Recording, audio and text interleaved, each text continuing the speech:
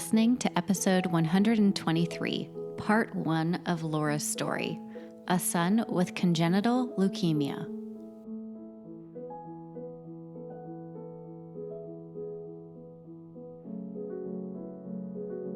Hello, my friends. I'm so happy that you're here today.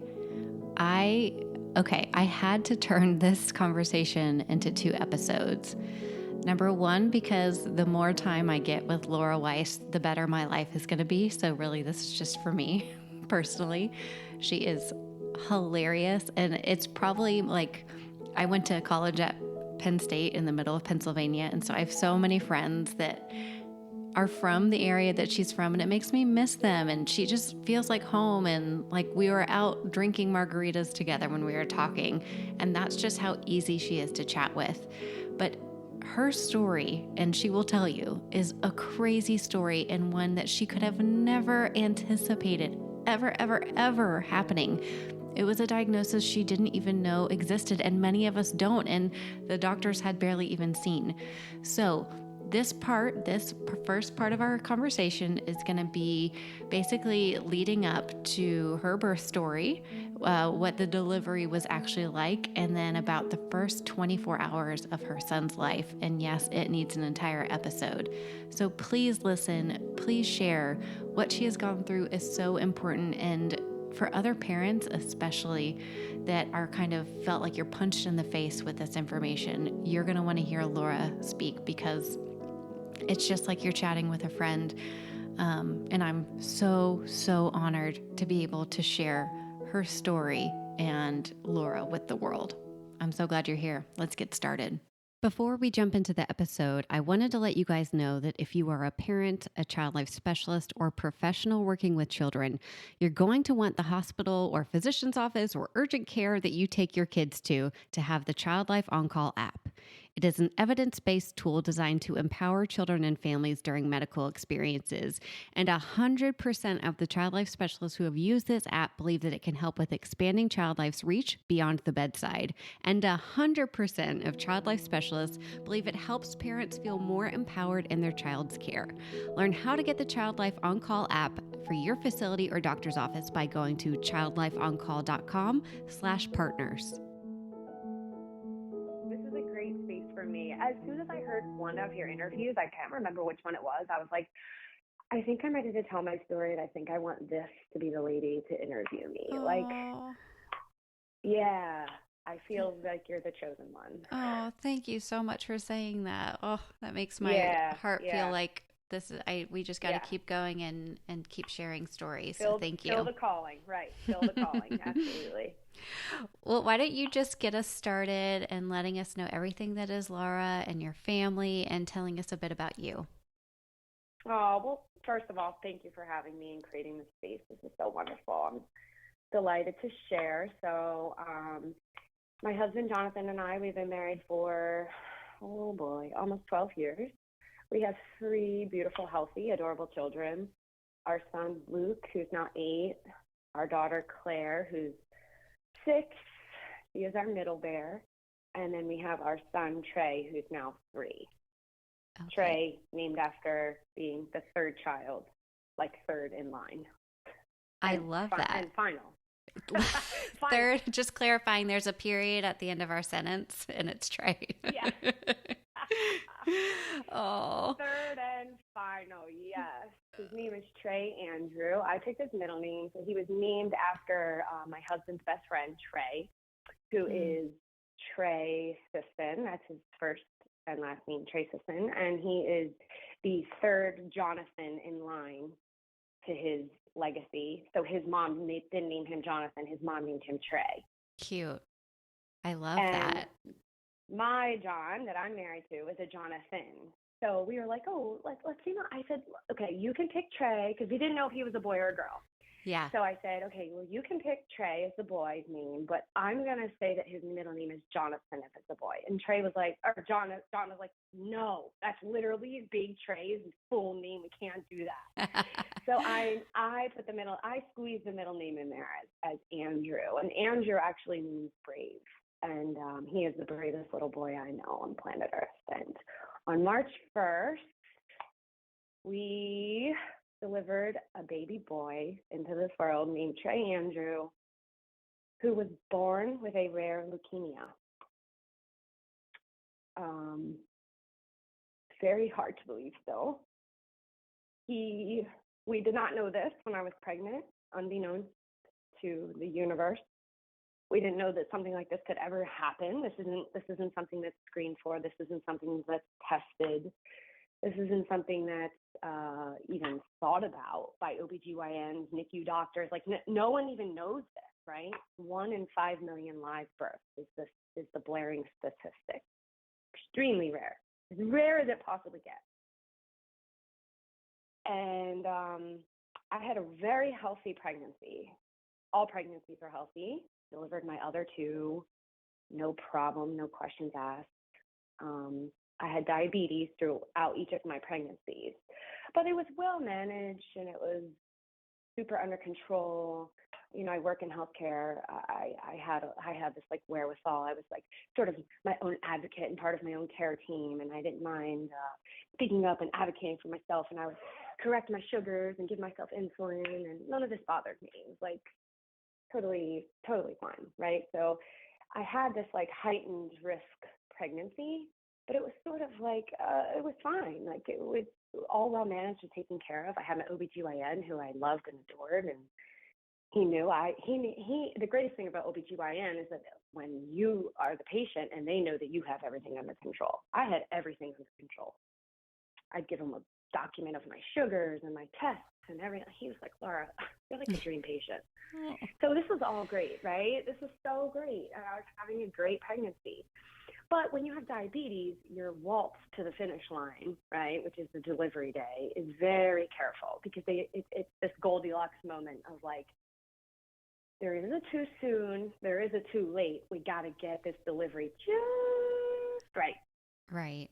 So Dr. O'Mara, my OBGYN, he had me in for my routine testing at the end of my pregnancy, which you know is like the NSP test at the end where they like monitor the baby's heart rate and kick counts and all these things.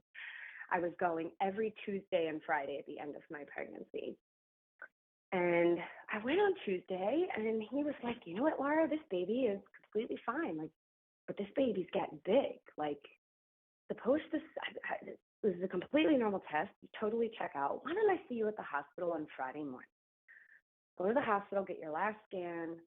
And I'm like, oh yeah, I'm due for my 37-week ultrasound. Let's do that. Let's do that. You know, I was right on board with him. And he said, all right, great. I'll see you Friday morning. So I go over Friday morning to the hospital. And it snowed that morning. And my husband was like, I'm not letting you go over there by yourself. Okay, that's fine.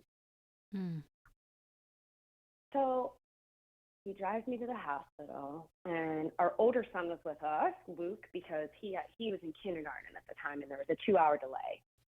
So my dad takes my daughter to school. Everyone kind of aligned. My mom leaves work and comes to the hospital, and she's on her way, and I see the nurse. I'm all hooked up and strapped up, and my tests are going swimmingly. And the nurse looks over at me and says, you need to stop drinking water right now. And I'm like, who, me? Yeah, you. And I stopped, and I looked over at the heart rate monitor, and the baby's heart rate was dipping really low. And I'm like, ooh, this isn't good. Something isn't right here. I'm not seeing the regular things that I saw on Tuesday and with my other 2 pregnancies, right? It's not normal. So sure enough, there I am down in labor and delivery. My mom's suddenly there, and my dad is sweeping my son off to school. And the doctor is returning back to the hospital to deliver the baby, the nurse says to me. I went, what baby? What are you talking about? He is not delivering me today under these conditions and this circumstance. Yeah. And he shows up in labor and delivery. There he was, Dr. O'Mara. And he stood at the door and he said, Laura, I have to deliver this baby cesarean section today. This is an emergency. The baby is not doing well. The baby is not moving. The baby's heart rate is dipping. And I'm nervous. I have to get that baby out of you right now. And by now, I mean 20 minutes ago. And I'm like, no. I said, listen here. I deliver my babies vaginally. I delivered my other kids in like no time at all. They were both 10 pounds, 5 ounces. So this is like he was like slightly insulting me because I was like, how could something be wrong? There's actually nothing wrong here. Yeah. He's like, no, something is not right. We have to deliver this child. So he calls an emergency C-section. My mom is there, gets Luke off to school via my father, right? Everyone just falls in line right where they're supposed to be. My husband wasn't even going to be with me that day at the hospital. Yeah. He just so happened to take me because it was snowing. So it was like all these weird one-off instances. And I was hysterically crying, getting ready to be swung into the OR. And my mom looked at me and she goes, Laura Marie, you stop it right this second. This doctor has to deliver this baby and he knows what is best for you and you knock it off. So there I was being reprimanded by my mother at 36 years young. And I did. I stopped crying. Okay, this is what's best for the baby. And there I was on the OR table seconds later being cut wide open. And I heard the baby cry and it's a boy. And John and I looked at each other and we're like, oh my God, his name is Trey. It's a boy. And we waited all these months to find out if it was a boy or a girl, and we knew it was our final baby. So this was a super special moment, not how we imagined it, right? Because I did not imagine having a emergency cesarean section. No. I wasn't due till the 24th of March, and I delivered him March 1st. Wow. Yeah, so he was 37 weeks and 5 days. He was considered full term, but of course, he was not, this was early still. Right. He was 8 pounds, 11 ounces, by the way, everybody. That's still a very big baby for 37 weeks. Yeah. I give birth to big babies. My other two were 10 pounds, 5 ounces. No problem. Had them right out. No time. Oh. What would be hard is like that Monday meeting, like everything's good, that Monday scan, then it was Tuesday before the Tuesday, yeah. Not even for it, like, oh my gosh. Yeah. And then Friday, everything is different. Yeah. Friday, my whole entire life, every aspect of my life, my being, my physical, emotional, mental, financial, my marriage, my kids, my parents, our whole, and then layers of their lives, right? Everything was like a domino effect. It was like a ripple effect. All just came tumbling down, and I still didn't even know it while laying on the OR table. I still had no idea. No clue. So they whisked the baby. The baby was born, right? It's a boy. We had this joyous moment. John and I were like melting down. It's a boy, a baby boy. Oh my God, oh my God. And so the doctor came up to me and he was like all in his OR scrubs, so you couldn't really see me. He's like, we're going to take the baby to the NICU and make sure everything's okay. Mom will be back down. And I'm like, you know what? Okay, that's fine. He's my third. I know that he will live and be just fine. He knows who mommy is. Right. So my husband stayed with me for the rest of the operation, which was not that long. They just zip you right up. And I'm in the recovery unit, and John comes down and he comes around the corner and he's hysterically crying. Now, he had just been up in the NICU with the baby. And I'm like, what's wrong? And he started crying. He said, the baby's really sick. The baby's sick. And I said, okay, that's fine. We can navigate this. We'll be okay. Like, our older son, Luke, he was born with low blood sugar, and he had to be like rushed to the NICU for what felt like life-threatening events at the time, but it wasn't really that big of a deal. It just was like a very temporary 2-3 day thing. Sure. Looking back. But it was still awful and traumatizing. And I said, it'll be okay. Luke had to go to the NICU for a couple days. It's okay, John. And now here I am consoling him, and I just got out of surgery. I'm laid up in the recovery. Yeah. Being the definition of being a mother is just giving, right? So here I am taking care of him, and he's like, no, Laura, no, something's really wrong. And I'm going to be honest with you. When I was like in a complete transparent moment, looking back, they pulled like the drape down in the operating room, and the doctor was like, it's a boy, and they whisked him away, and we had that magical moment. And John was still sitting by my side, and I said something isn't right. I had this feeling and this chest pain and this shoulder pressure. And I knew in my heart something was not right. I didn't know what, right? I didn't know what. I don't have a crystal ball, but I knew something wasn't right. But I at least thought it was navigatable at the time. Thought it was all, it could be solved. Whatever the problem was, it could be solved. I had this wherewithal. I'm consoling him. We're in the recovery unit. I have a colleague by my bed, the OBGYN by my bed, and the NICU doctor comes in. And he starts getting all red and getting upset. And he's the NICU doctor does? Yes, the NICU doctor comes in, and everyone kind of assembles by my bed, and everyone's being very quiet, solemn. And he takes a deep breath, and he says, Laura, I have some interesting news, and I don't know how to tell you this. I've never seen this before. He said, I've never seen this before. I've been a NICU doctor for 25 years, 25 years. Yeah. And I love him with my whole heart because he said some really important words that I'll never forget in these next couple sentences. And he said, I'm really just not sure, though. We pulled the baby's blood because he presented as anemic, right? He looked sort of like a marbled blueberry muffin. Like he looked very blue and marbled, spotty. His skin, like underneath, like he looked bruised. So I thought he was anemic, which means he would need probably some blood transfusions and recover just fine. But I pulled his blood and I tested it, and his white blood cell count was over 400,000. 400,000. And then I pulled it again, and I had the type of white blood cells. Like I had the white blood cells like typed, like what type of white blood cells are we talking here? And then it was 430,000. Yeah. He said, and it was really immature white blood cells, like fast forming immature, and the only thing I can think of right now is that it's leukemia. And I was like, whoa, I think you have the wrong person because the baby I just delivered was fine and healthy. I think you have the wrong person. And he was like, no, I don't. I have the right mother. You're the only person who had a C-section this morning, like an emergency C-section. Like I have the right person. And he like looked around and he was like, this is not a mistake. Like your child's very ill.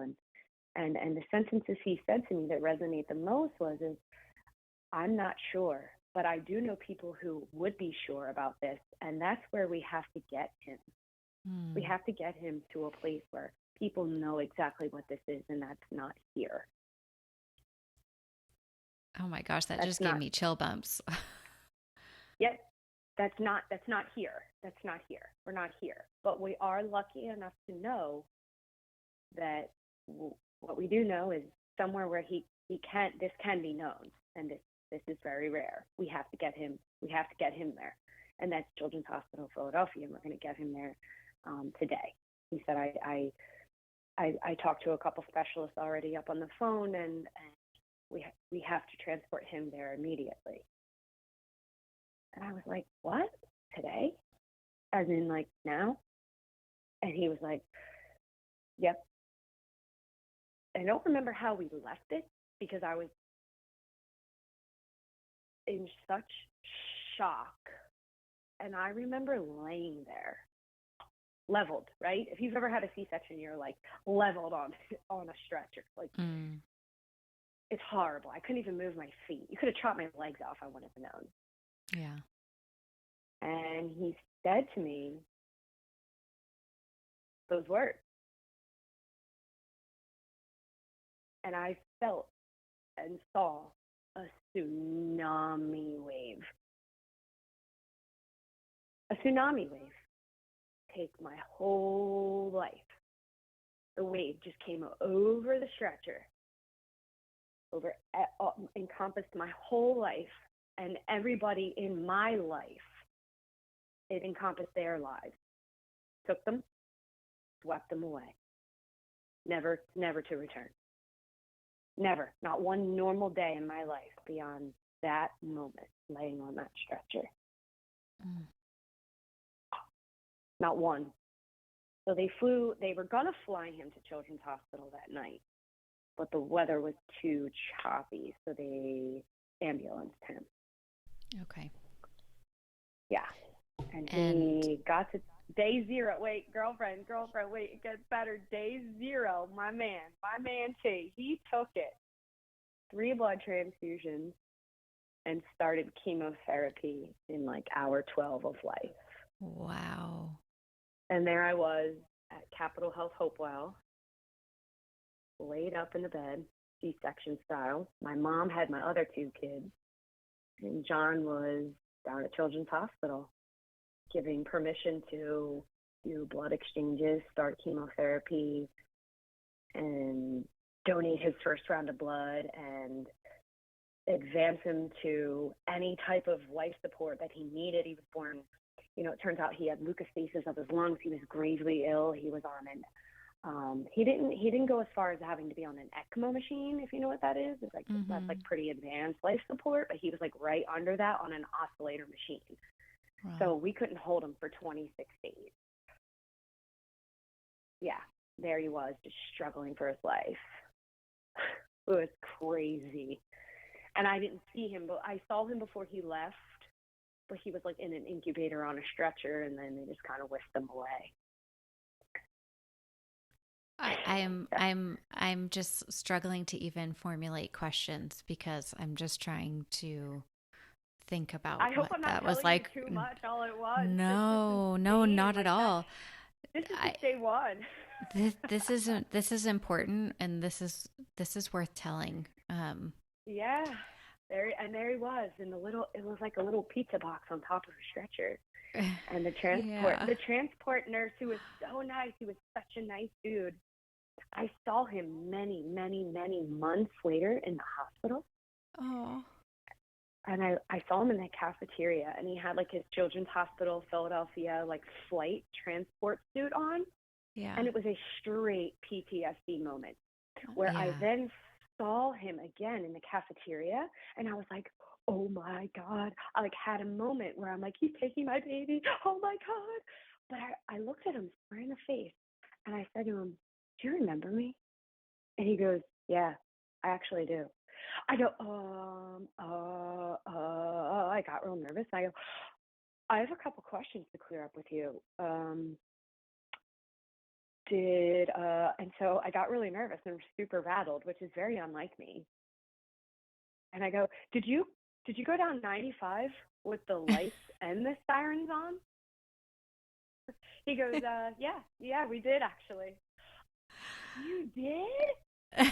And then it all kind of came together in that moment of how my son was transferred and the careful care he had that day and the loving hands and the angels that took him from Capitol Health Hopewell to Children's Hospital Philadelphia based on what that doctor didn't know, right? He said those powerful words, I don't know, but I know somebody who does.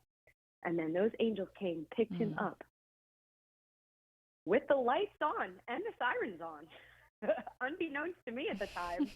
I thought, he's just taking like a casual ambulance ride and everything's going to be just fine. No, my man went full down 95 in full rush hour traffic. And snowy weather. Yes. You bring up such a good point about these glimpses that you have with these healthcare professionals that so intimately know you in the hardest part of your life that no one else, like even, in your close proximity of relationships has any idea, but these people do. They saw you then. And could you imagine, that's so powerful. Could you imagine that guy's stance? Like he was literally buying a burger in the cafeteria. Like dum da dum da dum. And I was like, I have questions for you, sir. I'm sure he felt both like am I in Yeah. trouble? And also It was like a intrigued, like, what will I super remember? cool dude, and he remembered. He's like, I remember it was really snowy. It was like, Oh, he's like, it was like February or March. I'm like, it was March 1st. He's like, yeah, yeah, absolutely, I remember. Yeah, wow. and I saw him almost every So, time he came back to the NICU to transfer a baby. Our son's room was like right in like the main hallway area of the NICU. That doesn't make much sense to everybody, but you just would see a lot of traffic. And so I would see yeah. him all the time. I would wave hi. We were like friends by the end, you know? Another baby, huh? Yeah, all right, cool. Oh, I'm sure that that relationship with you and getting to do that on repeat is actually pretty nice. I've known my fair share of, um, the travel team, the transport team who take babies back and forth, and they rarely get that like consistent Closure, right? patient and Yeah. closure and feedback and relationship. And he got that with you, which is pretty Yeah. cool. Little does he know, he was just dropping another baby off, like, boop, here we go. Critical care nurse. Little does he know we're talking about him on a podcast right now. He has no idea. He has Yeah. no idea. So walk us through, just this. So you had the separation, which is everything I'm about to say is Oh, unimaginable. So the separation, the news that your child has leukemia without even having been in the world for a day is transported to another facility and you're recovering from a C-section. Um, Tell me about what that NICU experience was like once you were able to actually go in. You weren't able to hold him, but what was it like being there and having so many questions and having to meet so many new people who are now caring for your child? oh, oh my God. It was the most heart-wrenching thing on planet Earth. And I remember when John took me to the NICU for the first time and he wheeled me around the corner and I saw him and I saw him hooked up to the oscillator machine and his chest was moving up and down so synthetically. His belly was all extended and he had a million wires hooked up to him and they were using his umbilical cord as like access, like vein access and artery access. I felt so ripped off. God damn it, it was raw and real. I felt so gypped and jaded. What did I ever do that was so wrong in life? What did I ever do to deserve this? A baby with leukemia and nobody knew it? Nothing? How? How is that possible? How did I meet these statistics? How did he meet these statistics? Why isn't it me? And John wheeled me up to him and I couldn't even stand up. I couldn't stand up. I had to stay in the wheelchair. When I said, hi, buddy. Hi, Trey. And I remember the nurses were like standing around him, caring for his every breath, his every waking second, his every beep on the monitor, his every blood pressure, his every blip, everything. Let's just give it up to those NICU nurses real quick. Like, I know I'm having a raw emotional moment here, but let's just give it up to them because they're the ones who really kept me alive. And I'm going to tell you why in a second. Just hearing the sounds and the smells and just seeing him in this warmer hooked up to all of these things. Like, you just didn't know where to touch first to rip it all off, to free him of this moment. And then comes the moment of, am I doing the right thing? Will he survive? Did we choose life for him? Did we have an option? Was there an option here? Because I don't know. I didn't know if I was strong enough to withstand losing, right? And you think about that in this moment. You think about that. Who chose this for me? Why? Why me? What happened? It was so wrong. And then I asked the nurses, like, have you guys ever seen this before? And they're like, actually, we haven't. This is our first congenital leukemia patients. So it was them. I was looking for hope, and they just said that there's all the hope in the world. You're in the best place possible. We've treated leukemia, congenital leukemia here before, but this little boy is very sick. So he was like this hybrid patient where he was an oncology patient immediately, but he was also like a high level acuity NICU candidate where he was on this high level of life support, and he needed to be taken care of in this like high intense 24/7 environment. So I got to go down and see him. He was born on a Friday morning. I got to go down and see him on Sunday, and through the bumpy car ride and the wheelchair ride. Oh, nothing quite like it after a fresh C-section. No, those bumps. Yeah, but I was like, I have to see my son. Like, that just goes to show you, like, there's no pain on planet Earth. Like, I need my baby, I need my son. Like, yeah, and so at this true. point, I'm like, I would turn to my husband and just look at him and go, did I deliver a baby? Did I deliver him? Where is he? Yeah. Where is he? Right. And I looked at my mom with pain, and I said, I think I had a baby. And she would go, Laura, you did. And she would just cry and cry. We would hold each other and cry. Like, how is this possible? How is this possible? How is this fathomable? And I would just say, he didn't come out of my body, did he? And in like the weeks following, in the months following, I would have like false labor pains, and I would have these dreams of like having a baby, and I'd wake John up and be like, my water broke, I think we need to go to the hospital. And he's like, what?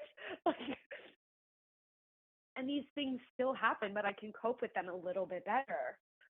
But the raw emotions of that, like, I didn't even believe it. He came out of me at one point, and then there he was in this tiny baby incubator, and he had like a flock of earth angels taking care of him 24/7 who were just as unsure as I was, but they never led on to that. And I'm going to tell you one pinnacle moment that saved my life on that very first day when we went to go see him in the NICU. It was a very sweet physician's assistant who took care of Trey the entire length of his stay. And they rounded on him, and they were talking all these talks, and he has heart issues, and he has lung issues, and he has all the, oh my God, he was just like a hot mess. He was a hot choo-choo mess. He had so many things going on. But I felt in my heart that I felt very spiritual about it, that I was dealt a very bad card. But someone somewhere, a higher up, was going to let me turn this around if I just recognized it and owned it. And so in that moment, I had to say, okay, we're going to do this. We can do this. We'll stay till like the end of the weekend, and then we'll be just fine, right? We'll get to take our baby home, and then we can just forget about all of this. And this sweet, you do this, you say this in your mind, I've got 2 other children, I can't possibly do this. I can't do this. And this sweet physician's assistant, she got down beside my bed, and beside my wheelchair rather, and she held on to the armrest of the wheelchair. And I said, how long will I be here for? How long? With like pain, with actual physical pain in my heart. And she looked at me and said, weeks and months and weeks and months. And what you need to do today is survive this moment, and you need to draw a boundary, and you need to let us do our job here. And your job is to go home and take care of yourself. You need to rest. You need to heal. You need to eat your own food. Go to the bathroom in your own toilet. Brush your teeth with your own toothbrush and your own sink. You need to shower in your own shower. You need to put your clothes in your own washing machine. You need to do all of these things, right? Basic necessities for living. You're lucky enough that you live close enough, and you have the support at home, and you have the support here for your son. Like, we are here at this hospital 24/7. If you try to keep up with us, and she looked at me straight in the face, and she goes, if you try to keep up with us, you will die. You will die. We don't want you to die. We need you. But right now, you need to take care of yourself first. Let me tell you, Katie, here's what I did every day in every moment, and I still do it 3 years later. I take care of myself first, and then I take care of everybody else. But if I don't take care of myself first, I'm going to die. And if I die, I won't be good to anybody else. I have lived that lesson, those words she said to me, I have lived that every single day. Wow. Every day. Were you able to receive that at that moment? Did that click It clicked for me. And you thought, she's right? I had to do something. I had to receive some piece of information. Because at this point, my sanity was just slipping away. Like, and I was getting angry. I was like, I was so angry. She said, and when you go home today, you will feel better and come back better tomorrow, and you'll be better for him. And then tomorrow, when you are done, you go home and you will come back the next day better for him. And you'll be able to stay for longer. And a big piece of this for me too was like my breast milk coming in, right? Right. Yeah. Like, no pressure. No pressure. You just got a baby ripped out of you, 10 of life stressors just thrown at you. And at this point, I was thinking I'm probably going to have to either plan my funeral ahead of time or his funeral ahead of time or someone's funeral ahead of time, because someone's going to die here. No one's surviving this. Right. But I'm serious. I'm serious. That's how I really felt. Yeah. And she was as that level. She was honest as could be with me. She's like, take a look around you. And again, I work in healthcare. I know the energy it takes to take care of somebody, not to the level they were doing. Like I said, they're earth angels. But I could imagine. So that was helpful. That was a helpful piece. I could imagine that level of acuity and that energy and that, I mean, those nurses, man, they cook. They're intense. They'll cut your throat and not even wait till you're looking. One of the things I like about what she said was like she gave you very specific things to do. And sometimes you need that direction. Like, somebody just tell me what to do. That is like I can't think for myself right now. That is the most socially intelligent thing you could say. Because I have this like, I was walking with Trey this morning in the stroller, and there's just nothing more therapeutic for me. And he almost doesn't fit in the stroller. And if one more person in my neighborhood tells me that, I'm going to politely tell them to mind their own business. Thanks for your feedback. Yes, thanks for your feedback. But he still fits as of today. So enjoy the rest of your walk, because I'm going to enjoy the rest of my walk. And if his feet don't fit in the stroller, I'm great with that. Okay? He's still my baby. Thanks. Have a nice day. No, it's just too funny. But yeah, it's just, people used to ask me all the time, what can I do for you? Please tell me something I can do for you. I will do anything for you. Just please let me know. And for any parent out there that's suffering, I mean, we're suffering at the bottom of the ocean, clinging to a dirty coffee straw with bricks tied around our ankles. And you're asking me to think of something I need from you? Not helpful. Yeah. Not helpful. I'm not going to ask you to pick up my dry cleaning in the middle of this crisis moment. Crisis. This is the definition of crisis. The tsunami wave. Remember the tsunami wave of me in the stretcher? Now I've been sucked under, and I'm at the bottom of the ocean. Think of something. I don't know. What was helpful? What was helpful in those moments? I'll tell you what was very helpful in that moment. People doing things and taking action under their own guise and giving themselves grace in their moment to help me without my guidance. So here's a perfect example. I have an army of girlfriends who are quite possibly the best humans on planet Earth. If I asked them, if I told them I needed money, they would rob a bank with me.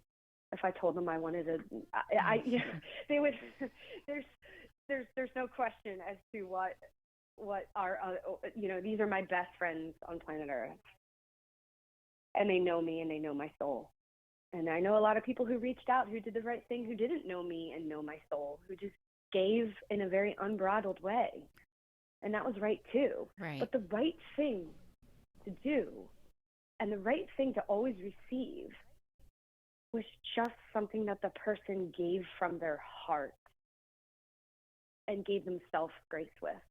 So like my girlfriend Jenna, she's really great on the computer and she's super organized, and she's she's like, Laura, I'm going to make a meal chain for you and no chicken, and they're going to drop it at the front door and not say a word to you. And like, she had all my specifics down. And she didn't ask if she could do it. She just did it, and she knew it was helpful, and she put a cooler out front, and she didn't make any of this my problem because I couldn't possibly think. Right. I couldn't possibly.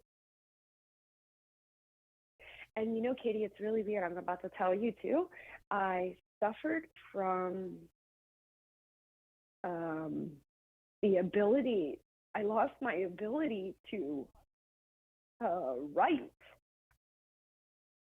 I couldn't hold a pen in my hand and write something. So I quick texted my girlfriend Jenna, and I was like, can you make me labels for breast milk for Trey? Because I don't want to write. And I fibbed, and she was like, oh yeah, babe, I got you, no problem. So I texted her the information of all of these things I had to hand write on these labels, but I couldn't write. So do things for people without questioning them or questioning why or what the reason is. Just do it. Just do it. We had a friend who I went to high school with. She wrote this sweet little card and dropped a 6-pack off on the front porch. That's all, right? That's all. Yeah. Yeah. What you can't do to people is corner them and make them surrender this wherewithal, emotional, tell me everything. And these people are these surface humans who are acting without malintent. This is not malicious to them. They're just information gatherers, right? So they can turn around and sort of reiterate what you're going through because that's important to them and that's how they function. But sometimes you just can't get on that level. Right. We all know a gossip queen. We all know somebody who's just talking to talk. We all know that. But sometimes you just have to push past those people, and you just have to function. Yeah. You do. But what's helpful is just give it in that moment, just giving to people. And if you are the person who's giving to the person who is in that acute distress, traumatic situation, crisis, i.e. me in this conversation, just give from your heart. Truthfully, those were the best things to receive. Yeah. Things. Right. I'm not going to tell you a gift card is great. Get me a gift card to Wawa. I'm not going to turn around and tell you that. Yeah. I can't even think for myself. Right. I don't even know. I can't think for you. And I think what I hear you saying is the point is not necessarily to help. The point is to just be there. It's that support that you can tangibly feel or see. I can't tell you how many. The helping is nice and the helping is extra, but it's just the heartfelt part. Yes. And my mom and I used to say this out loud. My mom and I were so deeply affected by this. We used to be just do the thing if you want to do the thing. Don't make our piece to this exhausting. Sure. I feel that. I feel that on so many levels in life. Already at a level of exhaustion. Remember, the bottom of the ocean with 2 cinder bricks tied to my ankles, and you're going to ask me, but then again, it's like you don't want to come from an ungrateful spot, but you just don't have time for it. You're very grateful, but when you're in that, when that person's in that crisis moment, the other person just has to act. That was the best thing for us. So this is where we're going to pause on the episode today. And then there will be a part 2 where we can hear more of Laura's story. It's important. It is a long one, but this level of detail is really important for Laura to share and for us to listen to and connect with, because there's so many different pieces and parts to her story. So hold on tight. We're going to have a part 2 so that you can hear the end of Laura's story, which we all know is not the end. It is the middle, right? Because our stories continue to go on. Thanks so much for being here today. Thank you for listening to the Child Life On Call podcast. I'm your host, Katie Taylor, and you can follow us at Child Life On Call on Facebook, Twitter, and Instagram. Please rate and review to make it easier for other families to find us. We have cute merch available at www.bonfire.com/store/childlifeoncall, and you can listen to more episodes and find resources at childlifepodcast.com.